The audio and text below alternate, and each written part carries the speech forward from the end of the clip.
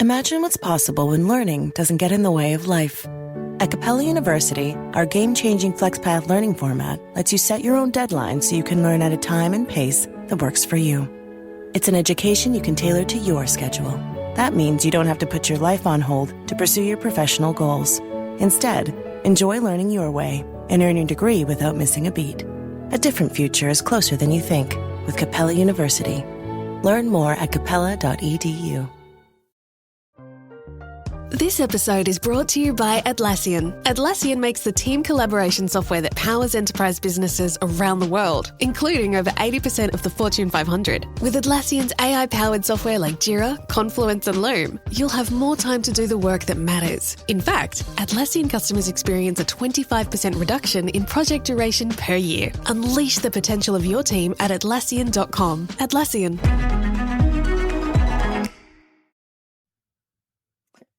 Good afternoon, guys. Welcome to the podcast from Texas. We've got Emma Rainville from Austin, and I'm currently in Houston. And she is a COO, and she is the operations guru dove, the wizard of ops. And she's also an author, business mentor.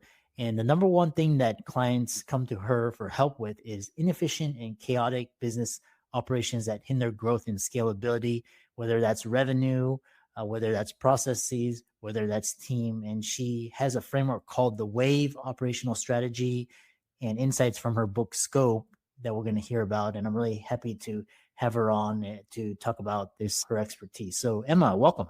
Thank you. I'm so happy to be here. Yeah. Briefly introduce yourself. And I know you were talking about the three top things that people come to you for help with. Sure. So I'm Emma Rainville. I am the owner of Shockwave Solutions. It's a COO fractional services agency. We don't just come with the COO, we come with the whole ops team. So we actually are very different than most because we execute all of the strategies that we discuss with our clients. And I own a bunch of other services businesses in the space of direct response and e-commerce. I've written the book, a best-selling Amazon author, SCOPE, SCOPE. It's an operational framework for people in direct response with remote teams. So that's who I am. A lot of our clients come to us because they're in some type of operational turmoil, whether their merchant accounts are about to be shut down because their customer service isn't able to keep up or their fulfillment isn't able to keep up with their sales. Sometimes it's because they're not profitable and they're selling $8 million a month in sales, but their expenses are 8.1.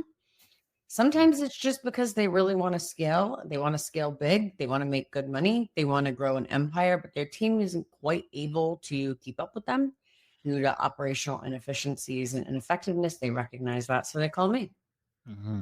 Yeah. These are all operational mistakes and fixes. We talked about the most common. So what frameworks for success, and what is your WAVE operational framework and the actionable steps within it for streamlining and scaling businesses?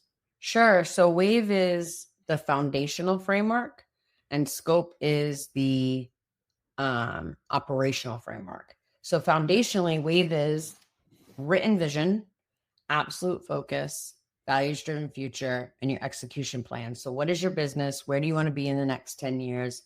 What am I absolutely focused on in that business? What are the values of that business? So what is our avatar? What do we look like? All my employees, all my vendors, everyone. And then what is it that we're going to execute over the next 1, 3, 5, and 10 years? And then SCOPE is the operational framework. SCOPE is setting your vision. So essentially SCOPE S is WAVE. C is core processes. O is operational excellence. P is people development. You can't grow a business without growing your people. And E is, again, execution plan, because every plan, every strategic meeting is useless without an execution plan. Yeah. And there's I studied Tony Robbins, and he was talking about growth and scaling. And you discuss strategies for scaling businesses to 8 or 9 figures. But once you get to that level, maintaining operational efficiency and profitability is a whole nother beast. So how do you scale safely to those figures? First and foremost, by having a structure and a system in place by how we run the business, right? So when do we have meetings? What's our cadence of communications?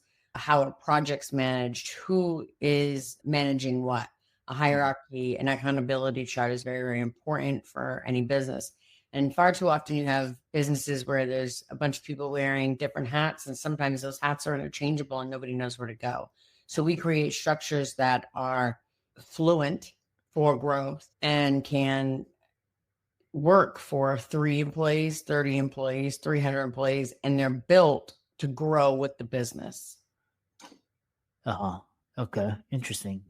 So the next question I have for you is just talk about the role of leadership in operations and how CEOs and leaders can balance vision with practical day-to-day operational decision making. Would you read the question again? I'm so sorry. Yeah. So basically, because the CEO role is a lot different than the COO role. And so how can these leaders balance the strategy and the vision with kind of the COO who does the practical day-to-day operational decision making? How can they balance? I think what you're asking is, how does the CEO and the COO balance each other? Yeah. Okay. Let's talk about those roles first. So the CEO's role, like his primary function, is to raise the shareholder value for the shareholders, even if the shareholder is himself, right? He's casting the vision, big ideas and relationships. And the COO is everything else, the day-to-day from sales to delivery of products and how you run your business. And so I think that the structure that we've created with Scope and that operational framework allows the CEO and the COO to be aligned in vision, because they need to be if the COO is plugging in this CEO's vision, right? So it allows them to be aligned and on the same page. And alignment is everything. So I hope that answers your question. Yeah. The other thing that was really interesting is the Zappos book. They put the culture on the map, and before that, the role of culture was just off the side. But talk about the role of culture and operational excellence.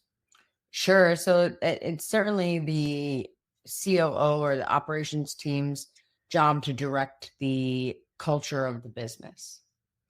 And so if you're doing the foundational framework correctly and you've got that values-driven future down, you've got to create a team that can be vulnerable with each other, that can be kind to each other, but can also be honest with each other.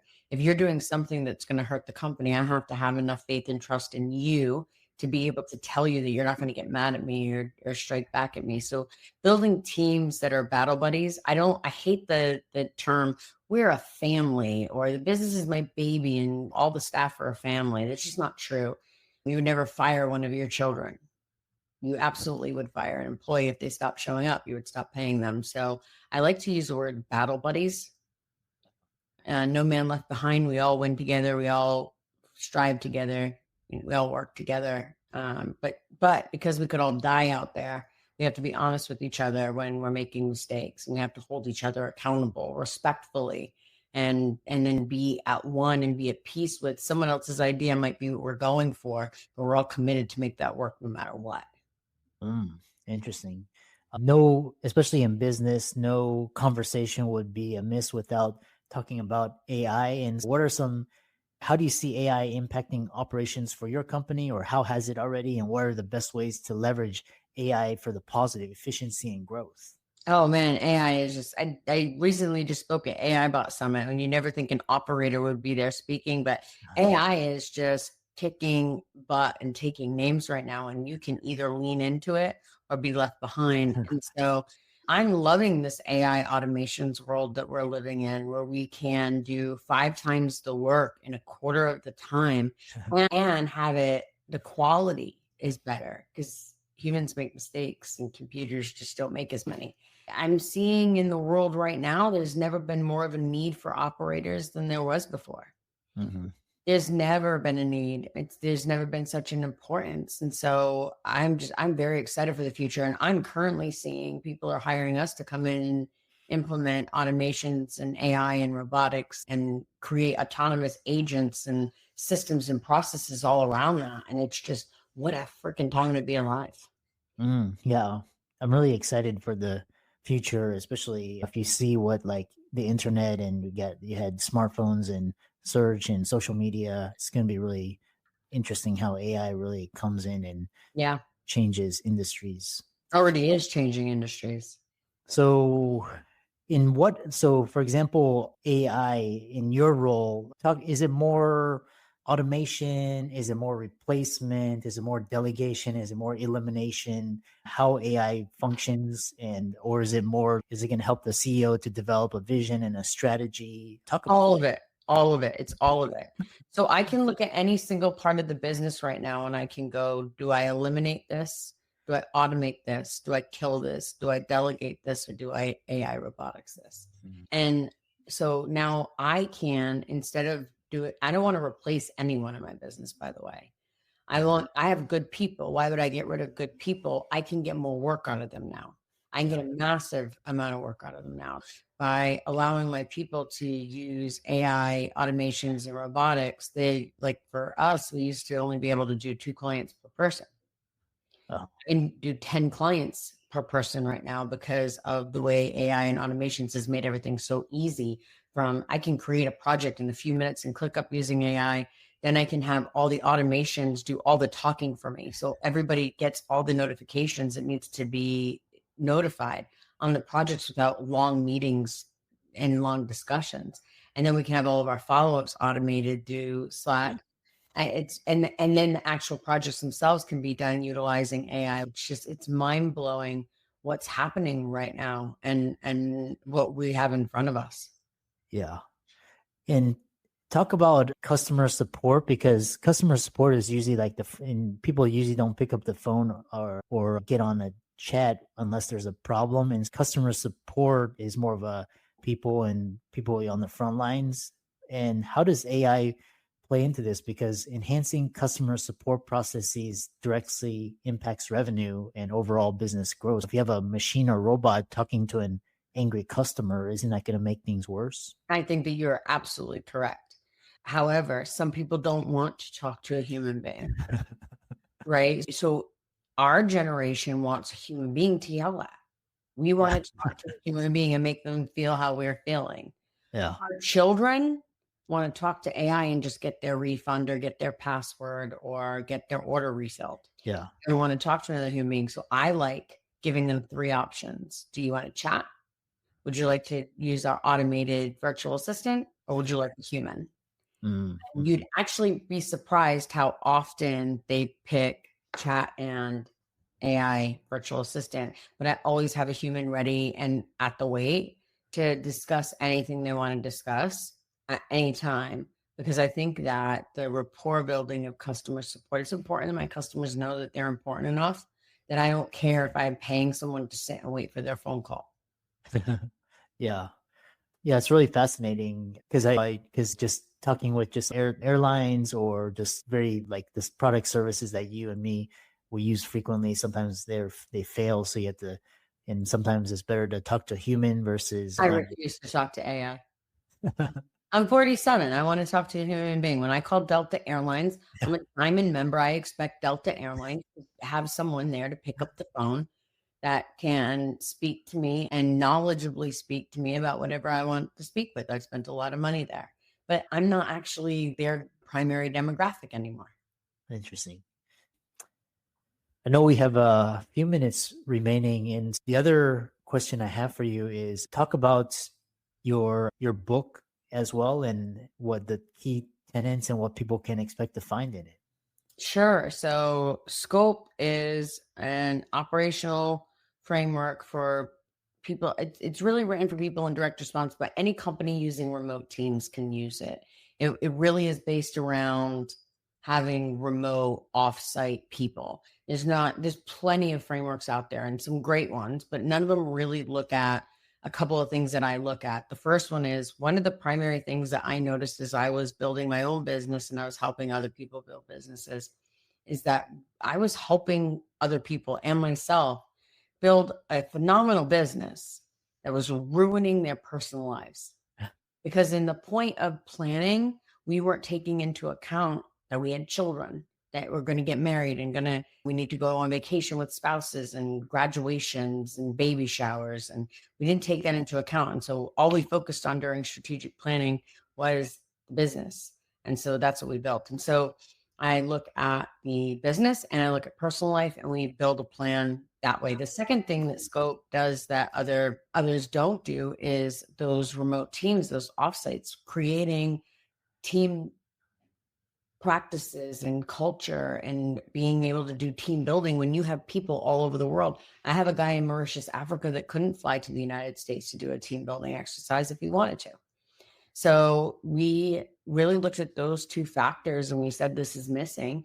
And so we put it together with Scope. And as I said before, Scope is setting your vision, set your operational framework, core processes, making sure you have your processes dialed in, not just notated, but dialed in so that they're effective and they're efficient and the way you're doing things is profitable. Operational excellence. If we function off of operational excellence, we're going to make way more money. We're going to have way less fires, and we're going to respond to things that come up rather than react constantly to fires. People development. You can't grow your business without growing your people. You could, but you're going to have to constantly have a ton of turnover and then you lose all the tribal knowledge. Developing your people is really important. And then E, always the most important factor of any plan is the execution of that plan. A plan well written down is nothing better than toilet paper if you don't have a way to execute it. Yeah, interesting. And you're also the host of Special Ops. And so talk about key strategies you cover on Special Ops and the Big Chance podcast that you believe every entrepreneur should know. Sure. So I host my own podcast, Special Ops Podcast. It's just actionable steps that anyone that owns a business can take in the operations elements of their business. I talk to different people. Sometimes it's just me, but I talk to different people like FTC attorneys, and I talk to growth strategists, marketing strategists, and how operations can come together and really help increase the revenue, bottom line, and the profits. And then the other podcast I co-host with Perry Belcher is Trainwreck. We used to be called Big Chance. I need to update that, but we just recently changed the name to Trainwreck because him and I together are Trainwreck. He's he's the godfather of direct response marketing. He's an absolutely brilliant human being, phenomenal resource to have. And we sit on a podcast once a week for an hour and argue about everything because I'm operations and he's marketing. And it's really fun debate on how to grow a business. How can people find out more about you and reach out to you and learn more from you? Sure. My favorite thing in the whole world that I've done is I created a visionary bolt, and it's completely free. And I never try and sell anyone in it. Specialopspodcast.com is a members area. Again, it's called Visionary Bolt. It has every course I've ever written, every speaking engagement I've ever done, stage I've ever spoken on, workshop I've ever done. It's all in there. It's all totally free, and no one's ever going to try and sell you anything. So if you're interested in learning more about operations, specialopspodcast.com is where you can find me, sign up for it. And if there's other things you want, like my book or reaching out, all that's on there too. Yeah. Thanks so much for coming on, and keep up the great work. Appreciate you having me. Thank you so much.